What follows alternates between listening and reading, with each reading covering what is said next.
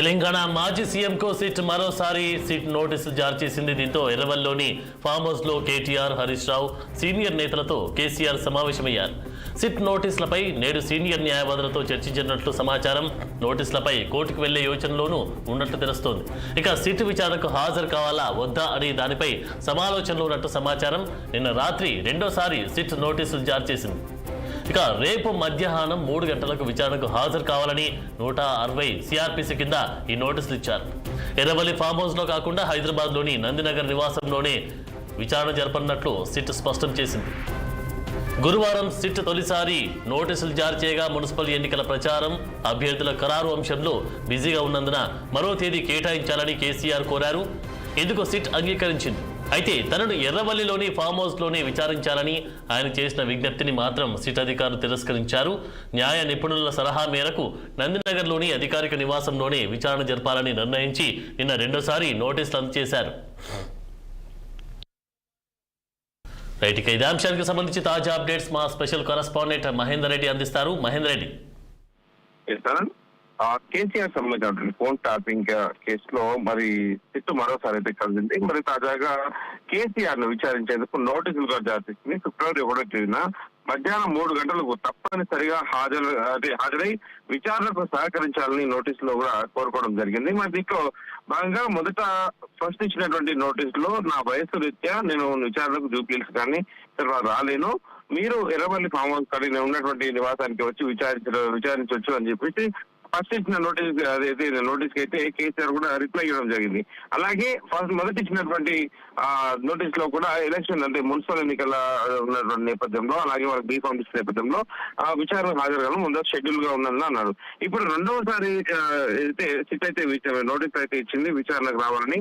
మరి ఇప్పుడు రెండవసారి విచారణకు వచ్చే ముందు బీఆర్ఎస్ లో చాలా కదలికలు జరుగుతున్న పరిస్థితి కనిపిస్తుంది. అంటే ఇప్పటి వరకు కేసీఆర్ అంటే మరి రెండోసారి నోటీసులు స్వీకరిస్తున్నారు, మరి విచారణకు వస్తారా రాడా అని చాలా వరకు కూడా అనుమానాలు ఉండేవి.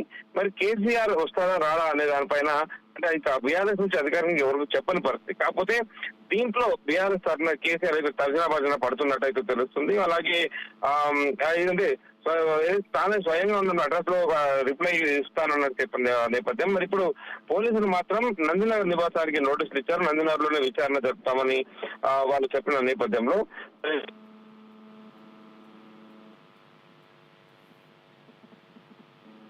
ఏదో సందేహం నడుస్తుంది. మరి ఇప్పుడు ఫోన్ ట్యాపింగ్ కేసులో కేసీఆర్ నోటీసులు జారీ చేసిన నేపథ్యంలో తానైతే తర్జన పడుతున్నట్టు తెలుస్తుంది. ఆనంద్ నేడు కొంతమంది అంటే న్యాయవాదులతో అలాగే సీనియర్ నేతలతో తనతో సంబంధాలు దగ్గరగా ఉన్నటువంటి నేతలతో కూడా సమావేశం అవుతున్నట్టు తెలుస్తుంది. మధ్యాహ్నం 1 గంటకు ఆయన అందుబాటులో ఉన్నారని కూడా ఇటు నేతలకు అలాగే ఆయన లాయర్లు కూడా సూచించినట్టు కూడా తెలుస్తుంది. మరి సిట్ విచారణను ఎలా స్పందించాలి, హాజరు కావాలా లేక చట్టపరంగా ఇంకో మార్గం ఏదైనా అనుసరించాలా అన్న అంశాలపైన కేసీఆర్ న్యాయ సలహాలు తీసుకున్నట్లు కూడా తెలుస్తుంది. మరి రేపు ఉదయం నందినగర్ కు వచ్చే అవకాశం ఉన్నప్పటికీ సిట్ విచారణకు హాజరయ్యే విషయంపై మాత్రం ఇంకా స్పష్టత రాలేదు. కేసీఆర్ నిర్ణయం ఏ దిశగా ఉంటుందో అన్న దానిపైన రాజకీయ వర్గాల్లో ఒక ఉత్కంఠ అయితే నెలకొంది. సిట్ వరుస నోటీసులు జారీ చేయడంతో ఈ కేసు మరింత ప్రాధాన్యత సంతరించుకోగా మరి తదుపరి అడుగు రాష్ట్ర రాజకీయాల్లో హాట్ టాపిక్ గా మారిందని చెప్పొచ్చు. మరి కేసీఆర్ సిట్టు విచారణకు హాజరవుతారా లేక న్యాయపరంగా ఇంకేమైనా అంటే నిర్ణయం తీసుకునే అవకాశం ఉందా అనే దానిపైన అయితే ఇంకా స్పష్టత రాంది. మరి దీనిపైన కేటీఆర్ కూడా స్పందించడం జరిగాడు. ఇంత అహంకారం ఎందుకు మీ ప్రభుత్వానికి అన్నట్టుగా ఆయన కూడా మాట్లాడడం జరిగింది. 60 ఏళ్ళు దాటిన వ్యక్తులను వారు ఎక్కడైతే ఉంటున్నారో వారి నివాసం వద్దనే విచారించాలన్న రూల్ కూడా అతిక్రమిస్తున్నారు పోలీసులు. అసలు మీ పోలీసులకు స్టాండర్డ్ ఆపరేషన్ ప్రొసీజర్ మీద అవగాహన ఉందా అని కూడా కేటీఆర్ అయితే ప్రశ్నించడం జరిగింది. మరి మీ చేతిలో కీలు బొమ్మల ఇట్లా ప్రతిపక్ష నాయకులు వేధించడం ఏమైనా మీ పని అన్నట్టుగా కూడా కేటీఆర్ సూటిగా అడగడం జరిగింది.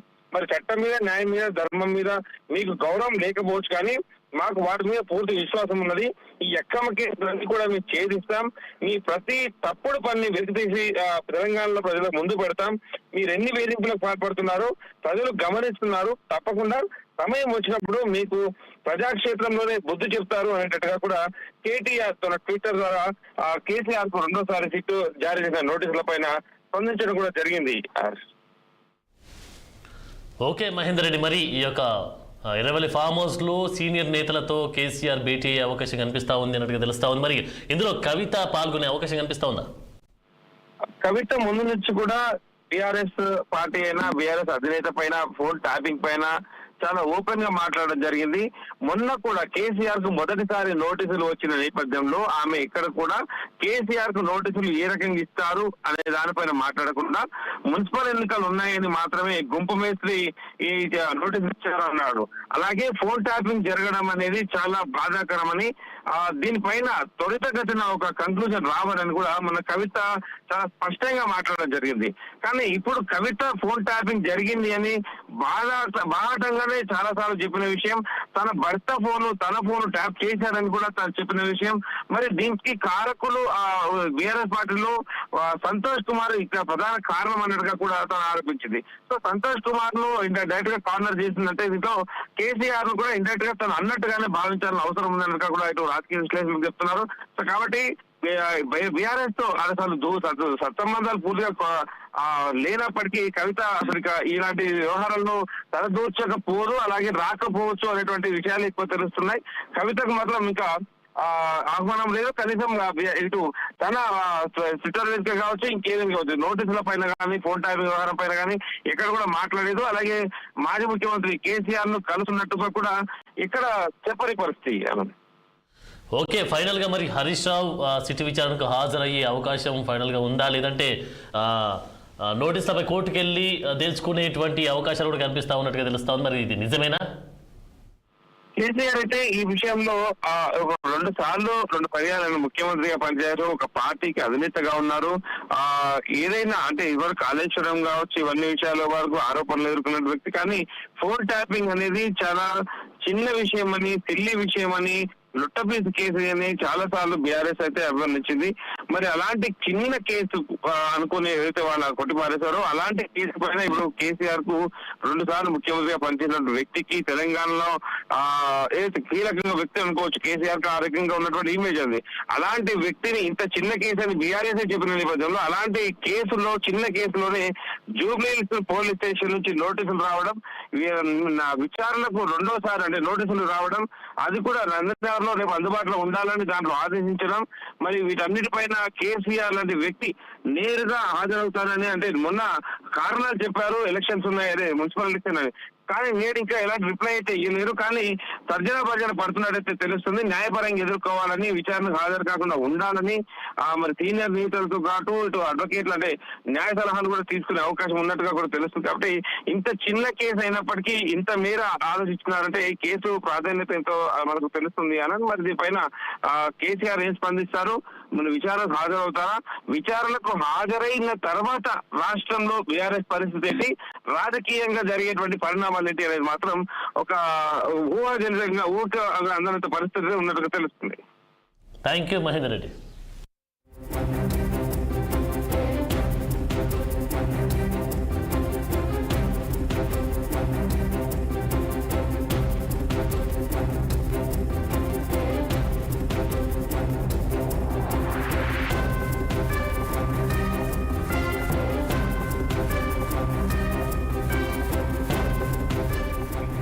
తెలంగాణ మాజీ సీఎంకు సిట్ మరోసారి నోటీసులు జారీ చేసింది.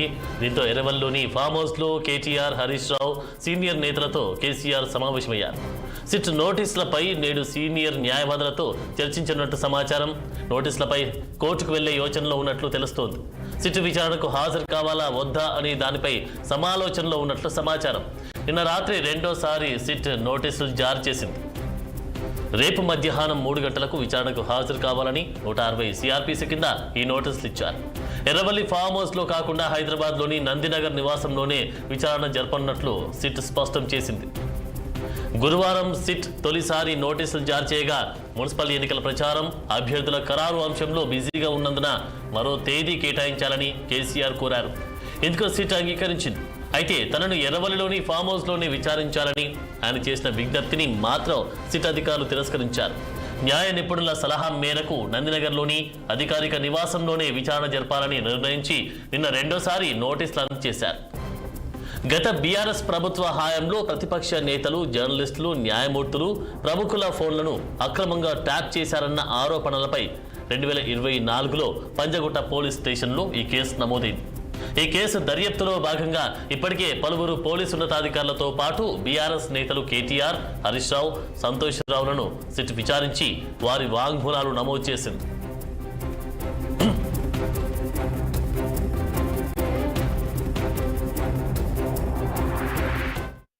రైట్, ఇక ఎర్రవల్లి ఫామ్ హౌస్ కి సంబంధించినటువంటి పూర్తి డీటెయిల్స్ మా ప్రతినిధి స్వామి అందిస్తారు. స్వామి, రాజకీయాల్లో హాట్ టాపిక్ గా మారినటువంటి అంశంగా చెప్పుకోవచ్చు. మనం సిట్ రెండవసారి నోటీసులు ఇచ్చిన నేపథ్యంలో ఫోన్ ట్యాపింగ్ కేసులను విచారణకు ఎదుర్కొనే విధంగా కేసీఆర్ న్యాయశాఖకు సంబంధించినటువంటి న్యాయవాదులతో ఏదైతే ఈ సిట్ అధికారులు నోటీసులు ఇచ్చిన నేపథ్యంలో అనుసరించాల్సినటువంటి వ్యూహాలపైన కూడా నిన్నటి నుంచి మాజీ మంత్రులు, ఆ తర్వాత హరీష్ రావు, కేటీఆర్, జగదీశ్వర్ రెడ్డి వీళ్ళంతా కూడా సమావేశం ఏర్పాటు చేసుకున్నారు.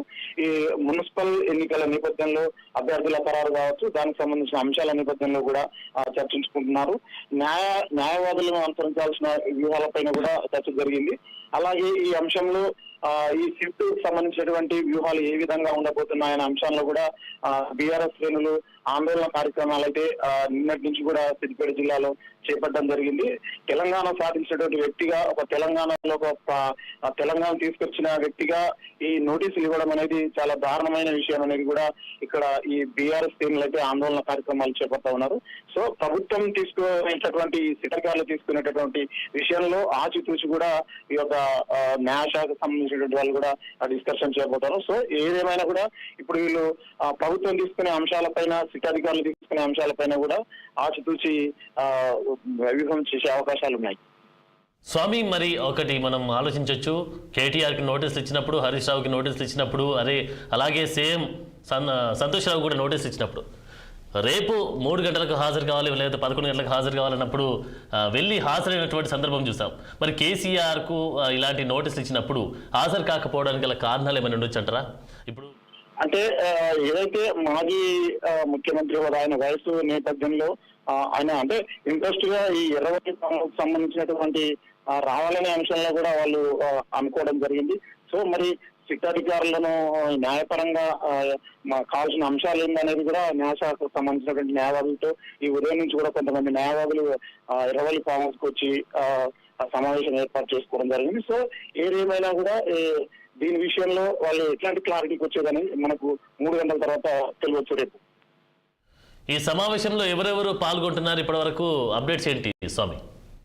మాజీ ఎమ్మెల్యేలు, మాజీ మంత్రులు, అలాగే ఎమ్మెల్యేలు కూడా నిన్నటి నుంచి కూడా ఈ యొక్క సమావేశం ఏర్పాటు చేసుకుంటున్నారు. సో అనుసరించాల్సిన విషయాలపైనే డిస్కషన్ చేయడం జరిగింది. Okay, thank you Swamy.